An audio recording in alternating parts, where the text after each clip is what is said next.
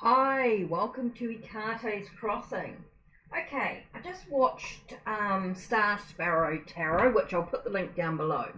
Her video on Let's Discuss, and it's looking at our perception of our tarot decks and what energy it sort of creates. And I totally loved this video as a discussion, and I just thought I'd sort of add my thoughts. It was too long to sort of write in the description, I think, when I sort of feel about I totally agree that our energy that we have sorry, excuse me, a little bit of a tickle in the throat there. Okay, so we think about a deck. How much do we really love the artwork? How often do we use it? I think that makes such a difference. Sorry, had to take a few sips of a drink just to get rid of that tickle in the throat. Okay, so what was I saying about tarot and tarot decks and their personalities? I think it really boils down to, do we love the artwork? Is it our first deck? Is it a deck that first spoke to us, that sort of really communicated its messages clearly? And that for me was the Native American Tarot. I absolutely love this deck. It was the first tarot deck that I actually picked up that actually made sense, and I think a lot of it had to do with not just that it's Native American. I really felt very drawn to the teachings and the respect of the land and all that, really sort of, you know, that defending of one's own being in so many ways, that you know, trying to fight for that freedom to be who they truly are. I think that really spoke to me. But also on this deck, the keywords in the minor arcana were also really good, but also the imagery. Each image spoke so much volume to the messages. Now, it's not Rider-Waite-Smith. It definitely has its own sort of thought-based messages. I just felt it was a really awesome deck to work with. I used it for a very long time before I got any other decks.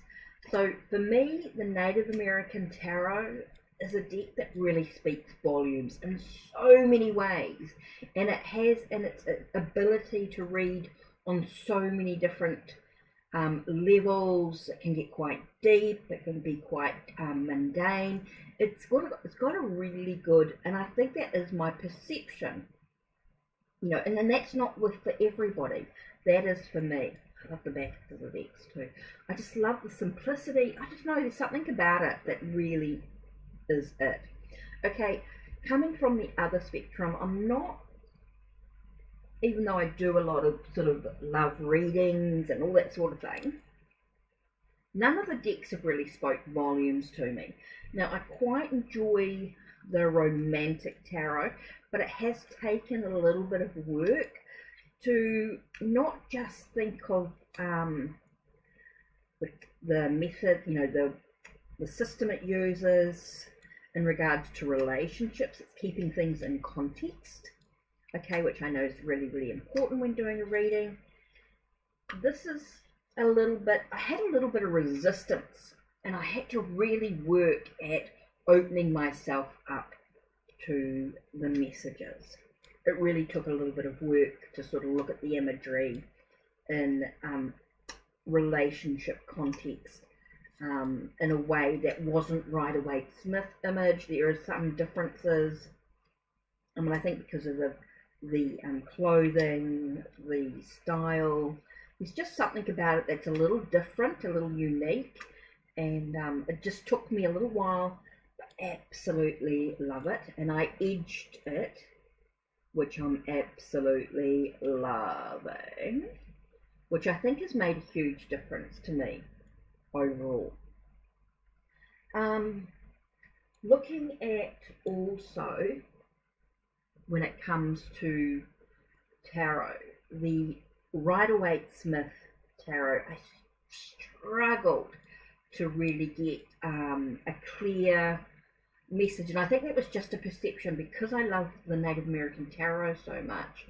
The Rider-Waite-Smith I really struggle with, but since using, I mean, and then I sort of over the years experience, I can do a quick, very quick, no waffle Rider-Waite-Smith type reading, and I find with the Waterfall Tarot, this is my go-to Rider-Waite-Smith, and because I love the colours, I love the little twists that T.O. has done in the imagery. Tarot Oracle, you'll find him here on YouTube, you'll find him on Instagram, and anyway, and of course his Etsy shop. But ultimately, working with this Waterfall Tarot, especially in the last year, it certainly has given me the ability to sort of dive a little deeper into Rider-Waite-Smith, and that's interesting. And I really think it is the perception, it is my idea of what Rider-Waite-Smith was. I had a real resistance to it. I don't know why. And yet, I love sort of Thoth type decks, and I love Tarot de Marseille. Now, working with different Marseille decks, definitely love the Ancient Italian, and absolutely am open to the messages. It's definitely our perception to the way the messages are delivered. I think that makes such a difference. It's the fact of actually loving the artwork, loving the creation, loving the colours, the way it all comes together, the way it's explained, maybe a little bit of the Italian I like about it. So, you know, and I love the Spanish tarot as well. Same sort of thing, that same sort of appeal. So I think it is, I think, very much about perceptions. It's very much about what we feel, and that's the energy we put into the deck. Like loving the Starman Tarot. Oh, I did bring out the other Rider-Waite. I brought out the Waite-Smith. Now it's borderless, and I think that's what really appealed to me in a Rider-Waite-Smith type deck. And so I find ultimately that I can get quite a lot out of this deck. I don't know what it is compared to other Rider-Waite-Smith decks, but I can get quite a bit out of this when I'm doing a reading, and I think it is, again, perception. Now, what was I talking about? Oh, the Starman Tarot. Let me continue with this. Love David Bowie, and because I love David Bowie, you know, his music and the movies that he's done, and bits and pieces, that this deck speaks volumes. It has so much in it, and when I do a reading for a client with this deck, I get a lot. If I'm doing sort of like a Celtic cross type spread or something that's quite a decent spread, I actually get quite a lot out of the reading.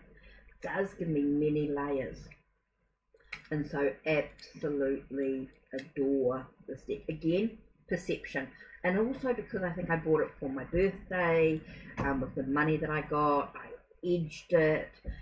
Again, I feel like that real connection with this deck, and I really think I think it's about how we feel about it. The Coffee Tarot. Now, I wanted this deck for so long, and I'd watched it many when it was being created with the artist and his wife, who's the creator, and she and him were together. I watched the development, the sharing of the images, and I watched the growth of this very modern tarot deck. It has got the elements in it as well, which I've kept in it. It has got, it's just an amazing deck The titles are slightly different, it's quite unique. It just has that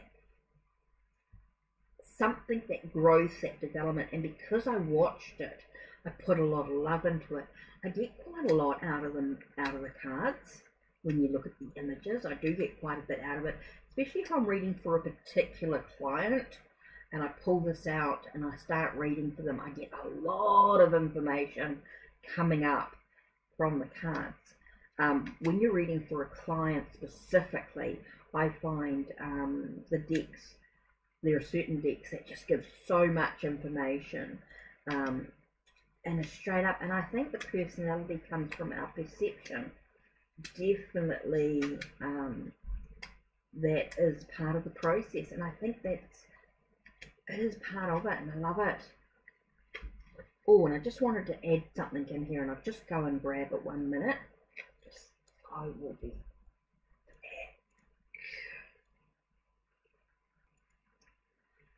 okay.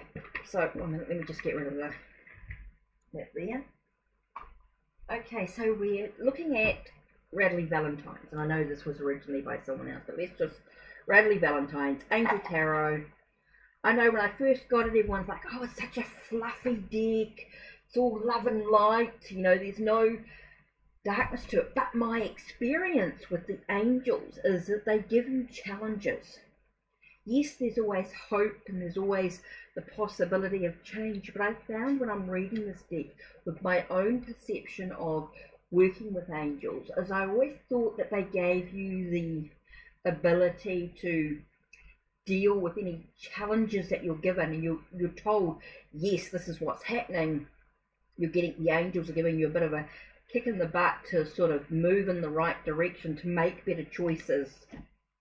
And I've found that to actually happen with when I'm doing this reading.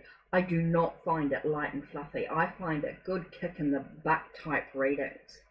And I think that's my perception of working with the angels, is yes, they give you hope, they give you the possibilities of what could lie ahead, but it's not all light and fluffy. I found with understanding tarot, with understanding the shadow aspects of the cards as well as the light aspects of the cards, that the messages were very to the point, and very much, hey, look, this is what's going to go on. If you don't cut your, excuse language, cut your SH out, shit out.